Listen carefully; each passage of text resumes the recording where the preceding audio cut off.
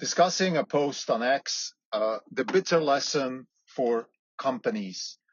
I want to draw an analogy between the bitter lesson by Richard Sutton, which applies to AI research and investing, because I feel like it's the same thing. And the reason it's the same thing, because we've said that before, and we want to reiterate it here, that the future of wealth creation is basically tied to compute. So companies that can master compute, that can leverage compute to their advantage, will be the companies of the first part of our new century. That's roughly what has been happening in the last 25 years, and this is only going to accelerate even more. So the analogy from the bitter lesson, which is in order to gain advantage, now I'm paraphrasing the bitter lesson by Sutton, which is AI research should be focused on leveraging general methods that can take advantage of compute versus bespoke solutions that solve problems which are specific to current AI models. The ones that can generalize and grow with compute are the ones which will get better results in AI research. And the same applies to companies. This is an Not Even Wrong podcast. It's October 10, 2025. This is Krim Delko. For the day, the fund is down 5.5%. The market is down 2.5%. For the year, we are up 11%. The market is up 12.5%. We're underperforming 1.5%. Just before I go into the discussion, we had a massive drawdown today, driven by a post by Donald Trump.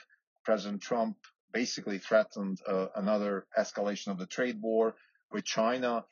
Our quick take on this is the following. We believe that the problem in our society today is not China. The problem in our society are our problems are all domestic problems. That's the good news, because we can fix them. It's our own wrongdoing.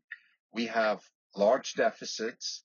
We have the powers, the three powers, the executive, the legislator, and the judiciary are all basically politicized to the point where it's ineffectual. We have a corrupt Congress. We have corrupt judges on both sides. Right now, it's showing mainly through left-wing activist judges, but I'm very sure that it's not just them. It's bipartisan. The problems are bipartisan. We have a political class which is milking and squeezing our society to the detriment of future generations. So that's the main problem. We have corrupt universities which are infiltrated by the Chinese Communist Party, infiltrated by interests from the Middle East, whether it's Israel or Islamic states.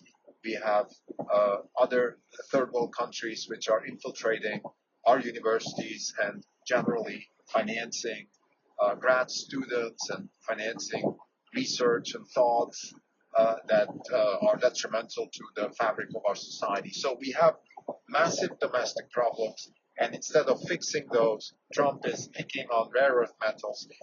Here's what I think about rare earth metals. If we have a problem with rare earth metals, we've known this at least for years since Trump got elected, and we've probably known it before. Why don't we just build our own refineries then? The problem with this Trump administration is they talk a lot, they do nothing. Now, to some extent, that's good for us because we believe that a laissez-faire president is actually the best for us as investors. But when it comes to geopolitical problems, we need action. So what we need to do with China is first cut all the visas for Chinese students in the United States, which is where they're most vulnerable at. If they don't have the knowledge transfer from the US to China, they as a country will collapse. They don't have the knowledge, they don't have the culture of knowledge. They have lots of academics, but they don't have the culture of knowledge. This is a side tangent, but there are three things that drive success on a geopolitical scale. It is worship money, worship knowledge, and worship mathematics. I'm going to do an episode about this shortly, but let's just leave it at that. So those three things will drive the future of any country because it's kind of the bitter lesson applied to a full country level. So math, money, and knowledge. China is worshipping 2 out of 3. We are worshipping 1 out of 3. So we worship knowledge. We still have, because knowledge requires free speech. And we are still on that trajectory while we're already undermining math and money. So we have the virus which is spreading all over the country. And even though Trump has been elected, it is still a problem. So the woke virus is a problem. And quite frankly, we need to find a solution for that. Versus China, so we have the woke virus, which is undermining money and uh, and uh, and uh, and math, and but we still have knowledge on our side, and that's why all the Chinese students are coming here, because there is no culture of knowledge in China. What China has is the other two. They have math and money. They're very good at, but the culture of knowledge requires free speech, freedom of thinking. They don't have that. That's why they're coming here. So they're undermining knowledge, but they have money and math. So uh, where can we hurt them the most? By cutting off the access to knowledge, cutting off the visas. I guarantee you, if we cut off Chinese visas, they will do anything we want them to do to stay in line with us, because they need to have knowledge. They're not stupid. They know what they need, and they need to send their people over here so they can study and come back. I don't know if that's enough for them, but at least it's something. So this is just my take on this situation. So I'm very frustrated at the Trump administration. I demand more action versus all this posturing.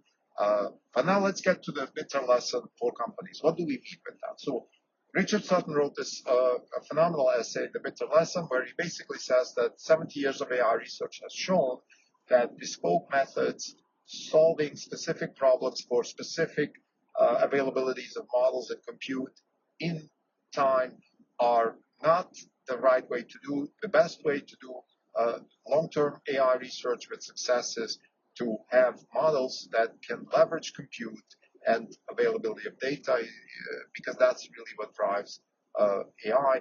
Now, there's been some writings recently, also, for example, the paper that we discussed a while ago, the Platonic representation of intelligence, which are in line with that. So what we're trying to do here, this episode, is actually now draw the line, and this is based on an essay, links in the show notes, where the lady that wrote the essay writes about how AI companies can leverage the bitter lesson for themselves also the same way. Like they can basically, instead of having solving bespoke problems, for example, solving a specific, let's say 5 years ago, if you built a chatbot, right? You were trying to sort of Frankenstein it, kind of like Waymo today. Like you Frankenstein a chatbot because you don't have access to a large language model, you don't have access to enough data, you don't have access to enough compute, and so you have this Frankenstein models which are okay, but they don't solve the problem. Same with translation, same with video generation, all of these things. And then ChatGPT comes along, which is basically applying some of the bitter lesson. Now that's controversial too, as we spoke about the Marcus Patel interview with Richard Sutton, where he actually says the large language models are defying the bitter lesson. Now, to some extent they are, but to some extent they also are on that trajectory. So let's not go into that conversation. Let's just say large general models that leverage compute are going to win. We can also see that now in the massive rollout for data centers and massive rollout for large-scale compute. People have definitely understood that message. Elon Musk is driving that on the XAI front, and Sam Altman is driving that on the OpenAI front. The others are following, but I think those two are the main drivers of basically driving compute, because that's going to solve a lot of problems. A lot of problems that you have, for example, if you have a problem right now with certain, yesterday we looked at a paper, for example, that thinks about long context window problem, which is a problem, right? The longer the context window, the better, the more intelligence you get out of your model. Now, the context window can be solved by having clever engineering around kernels, for example, things like that, or you can just have more compute. The more compute you have, the longer the context window, the more intelligence you get. The reason you get that is because in the Platonic representation of intelligence, what you're really trying to do is you're trying to have many more relationships between tokens, and the more relationships you have between tokens, the more they can learn, the more abstract things they can learn, the more things that they might learn that we humans don't even know that they're learnable. So we don't know what the unknown unknowns are, and the more compute we have, the more relationships we have between tokens, the more we can learn. So that's the fundamental idea. And this lady writes in her essay that the companies that were able to leverage compute to the point where they generalize their solutions and then grow with compute, they tend to be more successful. And I think this is fundamental also to investing. Like in investing, the purpose of large capital markets is to invest in fundamental new concepts and engineering practices with large impact. So we've been investing in NVIDIA and Tesla for a long time now. And the reason we're not changing is, some of it is tax reasons, but there is also, it's very hard to find really compelling investments that are on the same trajectory of leveraging general methods and compute towards wealth creation.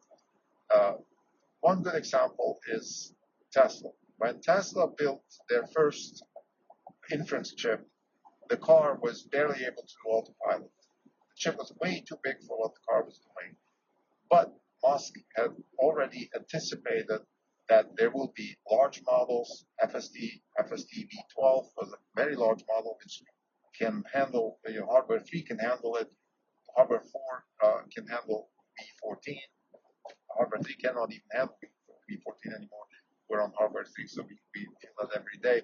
But nevertheless, I guess he was already anticipating building a model, building a technology, in this case a car, which can leverage itself towards larger models. And now, lo and behold, we can actually have, with one download, if you're on hardware 4, you can have a car that can do many things that it couldn't do yesterday. Which, by the way, as a side note, just to counter Jan LeCun, who says that we don't have self-driving cars and that a teenager can learn how to drive within, 2 months. Well, my car can learn how to drive within 1 day. I buy it and I download V14 and it knows how to drive. So clearly, we already have superhuman driving as far as that's concerned. Back to the main story here. So, as investors, what we want to do is leverage the bitter lesson. And the reason, by the way, that it makes a lot of sense, because compute will be the driver of wealth creation. So companies that can leverage their methods, their business towards larger compute will generate more wealth. Now, leverage doesn't just mean use more compute. It also means monetize it, because that's what leverage really means. So we don't just want to, build large data centers and huge inference engines and then do nothing with it. So we have to find a way to leverage it. And this is part of the problem. Let's say for OpenAI or other companies, they are investing in this massive build out. It's not very clear whether they can actually leverage it in a way to monetize. On the Tesla side, I would say the proof still to be shown is somewhat in the pudding. Like, we have actually real customers. The only company which has real world, real AI customers right now is Tesla. And my point is, the question actually that comes up today is, okay, how is Tesla leveraging general methods and large compute going forward? And I think the answer to that is, to some extent, they're doing it with the car, to some extent, they're doing it with Optimus, where they're building a robot that will be able to work, 365 days, 24/7, leveraging intelligence, real-world intelligence that isn't available today. So a robot that has, for example, the kind of dexterity and the kind of abilities that we are anticipating they will have in, let's say, 5 years, that robot needs to be low cost, low energy consumption, and durable. That's very important. So versus today, you can say, look, I can build a robot that can do certain things today, given today's models. And because the models aren't very good, it doesn't have to be that durable. That's the wrong approach. What you want is, you want to build a thing that will anticipate the kind of models which will be available in the future, and also have a commercial use. And for that, they have to be durable. So what we've been saying all along is that it's not going to be about AI, actually. It's going to be about the metal. It's going to be about the actual mechanics, the engineering, and the supply chain. You got to build a supply chain that can deliver millions, if not billions, of these robots going forward at high quality. That's going to be the key, the differentiator in the real world AI. Another way to think about the leveraging of compute is like you want to build a robot that can manage. So you want to build an edge AI device that can execute offline, anticipating already a massively bigger model than today. Maybe distilled, but still much bigger than today. So you want to think along those lines. You want to build products that will hit the market. Let's say if you want to hit them in 3 years, that can anticipate the kind of capabilities that will be in 3 years. Also, very importantly, of course, since it's very difficult to anticipate those things, what you're going to do, you want to have flexibility. You want to have the kind of flexibility where you can pivot if necessary and adapt to the new models. So these are the kinds of tasks and in renewable AI, that's not so easy, right? You have to, because you have to commit to certain things. You have to commit to supply chain. So what you want to do is also have a flexible supply chain. You know how the Japanese changed the supply chain in the 80s when they did it the Toyota way. I think we need to have a Tesla type of supply chain, a supply chain that can change very fast and adapt very quick, not because Elon Musk changes his mind every 6 months, but because the technology drives at such a speed and the capabilities are such that maybe you're going to want to have a distilled large language model on your Optimus. Maybe you want to have a much better video generation model because Optimus will generate its own videos and train itself while it's generating video. We don't know exactly what the models in the next 2 3 years will do, but one thing we know for sure, and that brings me to the last point I want to say today, last but not least, which is the old Jeff Bezos premise, which is it's hard to predict the future. So how about we try to focus on what's definitely not going to change? And what's not going to change is the bitter lesson is not going to change. So leverage compute as much as you can. And as far as leveraging a technology towards monetization, one thing that's not going to change is people will always want to have lower costs. They want to have higher user satisfaction. They want to have higher robustness and higher safety when it comes to real world AI. Nobody's going to want to have a less safe robot. Nobody's going to have a less user friendly robot. And nobody's going to want to have a more expensive robot. So focus on those things. And you will succeed. Now, I just want to list a few examples of what we mean with leveraging compute. For example, Optimus is leveraging compute for labor. Like you can have highly trained artisans who do work, and you know, there's probably going to still be people doing that, but most of the work can be done by Optimus, and that's because you can actually scale this with compute. You want to colonize Mars, you can do it with humans, but you can also scale it with compute. So you can have incredibly cheap, fast transport. For example, you can have thousands and thousands of robotaxis roaming around the streets, constantly available at the fingertip. Again, you can scale that with compute. So abundance, and I think that's where Musk's idea of abundance comes from. Abundance just means you can keep scaling with compute. So you're building machines that can take advantage of compute and then leverage those to do real work in the real world. That is where we're invested in. Thank you.